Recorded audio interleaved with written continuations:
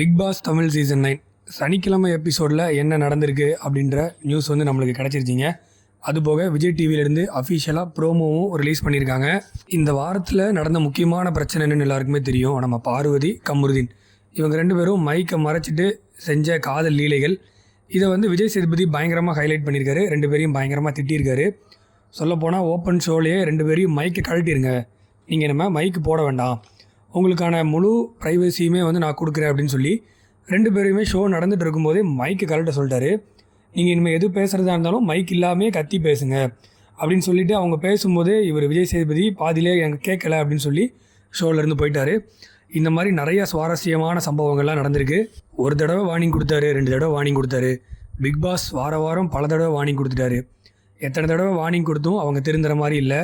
அவங்களுக்கான தண்டனை நம்ம ரெட் கார்டு கொடுத்து வெளியே அனுப்புவாங்க அப்படின்னு சொல்லி பார்த்தோம். ஆனால் அந்த மாதிரி விஷயங்கள் எதுவும் நடக்கலை அப்படின்ற மாதிரி சொல்கிறாங்க. நீங்கள் கமருதீனை பார்த்தீங்கன்னா தெரியும், இப்போ வரைக்கும் கொஞ்சம் கூட அவருக்கு எந்த ஒரு குற்ற உணர்ச்சியுமே இல்லை. நம்ம பண்ணது எல்லாமே கரெக்டு தான் அப்படின்னு நினச்சி ஒரு தனி உலகத்திலாம் வந்து வாழ்ந்துக்கிட்டு இருக்காரு. ஸோ இன்னும் இந்த தண்டனை பத்தாது, இன்னும் அதிகமான தண்டனை அவங்களுக்கு கிடைக்கணும். பார்ப்போம் நம்ம ஷோவில் அவங்களுக்கு என்னென்ன மாதிரிலாம் விஜய் சேதுபதி அவர்கள் ரோஸ்ட் பண்ணுறாரு அப்படின்றத நம்ம பார்ப்போம். ஸோ எல்லோரும் ஆர்வமாக எதிர்பார்த்துட்டு இருப்பீங்க. இந்த வாரம் 2 எவிக்ஷன் இருக்குது. சனிக்கிழமை வெளியே போகிறது வந்து ரம்யா வெளியே போகிறாங்க. ஞாயிற்றுக்கிழமை எல்லாருக்குமே தெரியும் ஆஸ் யூஷுவல் கமருதீன் இல்லைனா எஃப்ஜே 2 பேரில் யாராவது ஒருத்தர் வெளியே போவாங்க அப்படின்னு எதிர்பார்க்கப்படுது. இப்போ நீங்கள் பார்க்குறீங்க பார்த்தீங்களா, மைக்கை டேபிளில் கழட்டி வச்சுட்டு உங்களுக்கான முழு ப்ரைவசி நான் கொடுக்குறேன் அப்படின்னு சொல்லி விஜய் சேதுபதி அவர்கள் பண்ணியிருந்தாங்க.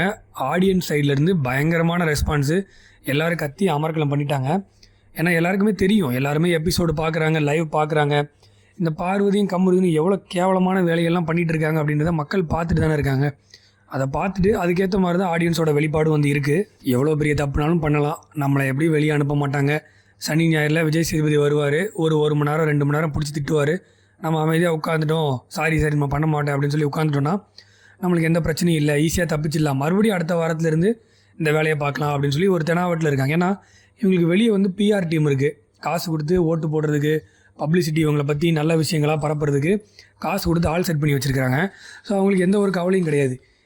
வீட்டில் அவங்க எவ்வளோ தப்பு பண்ணாலும் வெளியே அவங்கள பற்றி ஃபுல்லாக பாசிட்டிவாக போகுது, அவங்களுக்கு ஓட்டு விழுந்துருது, மக்கள் காப்பாற்றிடுறாங்க அப்படின்ற ஒரு நம்பிக்கையில் இருந்துக்கிட்டு இருக்காங்க.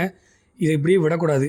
என்னை பொறுத்த வரைக்கும் 2 பேரில் யாராவது ஒருத்தருக்காவது இல்லை 2 பேருக்குமே ரெட் கார்டு கொடுத்து தயவு செஞ்சு இந்த ஷோவை விட்டு வெளியே போயிருங்க அப்படின்னு சொல்லி அனுப்புறது நல்லது. ஏன்னா இந்த பிளாட்ஃபார்மில் அவங்களோட திறமையை காட்ட முடியாமல் வாய்ப்பு கிடைக்காம இன்னும் நிறைய பேர் வெளியே இருக்கிறாங்க. அதெல்லாம் கிடைச்சும் இவங்க அதை மிஸ்யூஸ் பண்ணுறாங்கன்ற போது அது வந்து ஏற்றுக்கவே முடியாது. அதுக்கப்புறம் கமருதீனுக்கும் திவ்யாவுக்கும் வெள்ளிக்கிழமை நடந்த பிரச்சனை.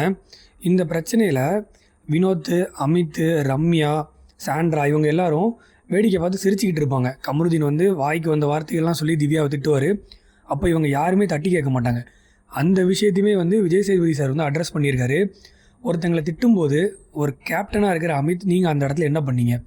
கமருதீனை பேசாமல் இருக்கிறதுக்காக, இந்த சண்டையை நிப்பாட்டுறதுக்காக நீங்கள் ஏதாவது ஒரு விஷயம் பண்ணிங்களா அப்படின்ற மாதிரி ஒரு கேள்வி கேட்டிருந்தார். நம்மளுக்கு பார்க்கும்போதுமே அப்படி தான் தெரிஞ்சுது.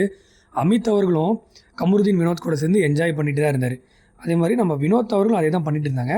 ரம்யாவும் அதே மாதிரி தான் பண்ணிட்டு இருந்தாங்க. அவங்களுக்கு ஒரு பிரச்சனை வரும்போது மட்டும் கத்தி கூப்பாடு போட்டு அழுகிற ரம்யா, அதே பிரச்சனை மற்றவங்களுக்கு ஒரு விஷயத்தில் நடக்கும்போது அதை ஏன் நீங்கள் கேட்க மாட்டீங்க அப்படின்னு சொல்லி விஜய் சேதுபதி சார் கேட்டிருந்தார். அதே மாதிரி வினோத் வந்து நான் கமருதீனை எவ்வளோ தடுக்கிறதுக்கு முயற்சி பண்ணேன் அப்படின்ற மாதிரி ஒரு நியாயத்தை சொல்லிட்டு இருந்தார். ஆனால் எல்லாருக்குமே தெரியும், கமருதீனை ஏற்றி விட்டு அதை ஒரு காமெடியாக மாற்றி சிரிச்ச ஆரம்பித்ததே வந்து வினோத் தான் அப்படின்றது. அதை பொதுமக்களே வந்து நிரூபிச்சிட்டாங்க அந்த சீன் நடக்கும்போது.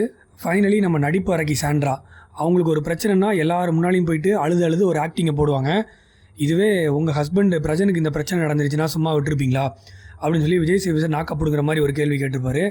அவங்க வழக்கம் போல் அந்த நட்டிப்பறைக்கு மூஞ்சி சோகமாக வச்சுட்டு அழுகிற மாதிரி வச்சு எஸ்கேப் ஆயிடுவாங்க. இப்போதைக்கு இவ்வளோ நியூஸ் தான் வந்திருக்கு. ரம்யா சாட்டர்டே எபிசோடில் வெளியே போக போகிறாங்க, அது கன்ஃபார்ம் ஆயிடுச்சு. அடுத்தடுத்து என்னென்ன இன்ட்ரெஸ்டிங்கான விஷயங்கள்லாம் நடக்க போகுது, சண்டே யார் வெளியே போகிறாங்க அப்படின்ற அடுத்த அப்டேட்டில் நான் அவங்கள மீட் பண்ணுறேன்.